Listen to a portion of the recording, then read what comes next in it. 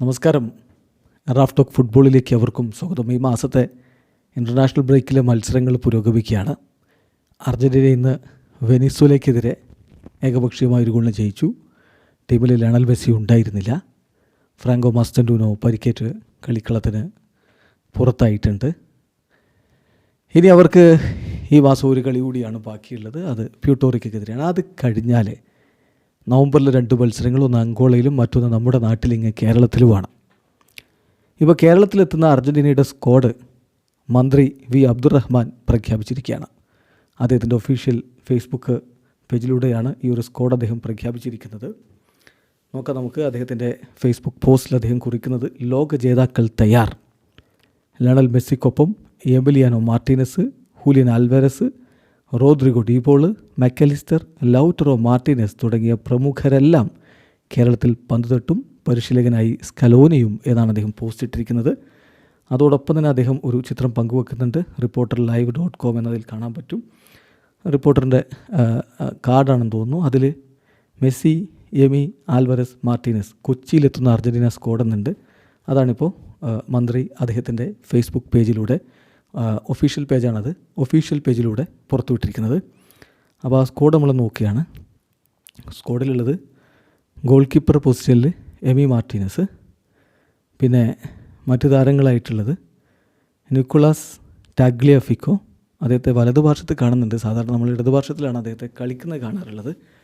ഏതായാലും ഈ സ്ക്വാഡിലെ അദ്ദേഹം വലതുഭാഷത്തിൽ നിക്കോളാസ് ടാഗ്ലിയാഫിക്കോ ഉണ്ട്, ഗോൺസാലോ മൊണ്ടിയിലുണ്ട്, യുവാൻ ഫോയ്ത്ത് ഉണ്ട്, പിന്നെ നാഹുവൽ മൊളീനയെ ഇടതുഭാഷത്ത് കാണുന്നു. സാധാരണ അദ്ദേഹത്തെ നമ്മൾ വലതുഭാഷത്തിലാണ് കാണാറുള്ളത്. ഒപ്പം മാർക്കോസ് അക്യൂഞ്ഞയുണ്ട്.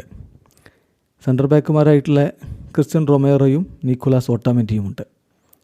മധ്യനിരയിൽ Leandro Paredes, Thiago Almada, Exequiel Palacios, Rodrigo De Paul, പിന്നെ Alexis Mac Allister, Giovani Lo Celso, Nicolas Gonzalez.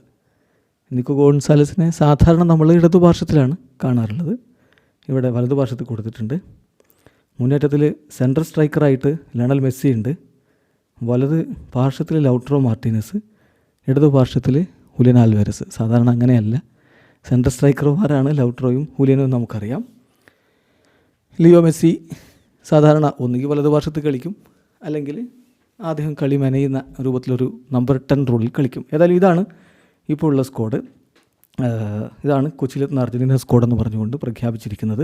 സ്ക്വാഡിലുള്ളത് ഇപ്പോൾ ഇവർ കൊച്ചിയിലെത്തുന്ന സ്ക്വാഡെന്ന് പറഞ്ഞ് പ്രഖ്യാപിച്ചിട്ടുള്ള ഈ പോസ്റ്റിലുള്ളത് 19 താരങ്ങളാണ്. അതിൽ ഒരു ഗോൾ കീപ്പറെ കാണുന്നുള്ളൂ. അപ്പോൾ ബാക്കി 2 ഗോൾ കീപ്പർമാർ എന്തായാലും ഉണ്ടാവും. അപ്പോൾ 2-3 പേര് കൂടി ഉണ്ടാവണം. അപ്പോൾ ഇതാണിപ്പം ഒഫീഷ്യൽ പേജിലൂടെ പ്രഖ്യാപിച്ചിരിക്കുന്ന അർജൻറ്റീനയുടെ സ്ക്വാഡ്. എന്തായാലും സാധാരണ നമുക്കറിയാം, ഒരു ഇൻ്റർനാഷണൽ ബ്രേക്ക് വരുമ്പോൾ ആ ടീമിൻ്റെ കോച്ചാണ് സ്ക്വാഡ് പ്രഖ്യാപിക്കാറുള്ളത്. അത് ഇപ്പോൾ നവംബറിൽ കോളപ്പാണെങ്കിൽ ഒക്ടോബർ അവസാനത്തോടു കൂടിയാണ് പ്രഖ്യാപനം വരാറുള്ളത്. ഏതായാലും ഇത്തവണ വ്യത്യസ്തമായിട്ട് കേരളത്തിലെ മന്ത്രി അർജൻറ്റീനയുടെ സ്ക്വാഡ് പ്രഖ്യാപിച്ചിരിക്കുന്നു. വീഡിയോ അവസാനിക്കുന്നു. ഫുട്ബോൾ ലോകത്തെ കൂടുതൽ വിശേഷങ്ങളുമായി റാഫ് ടോക്സ് വീണ്ടും എത്താം.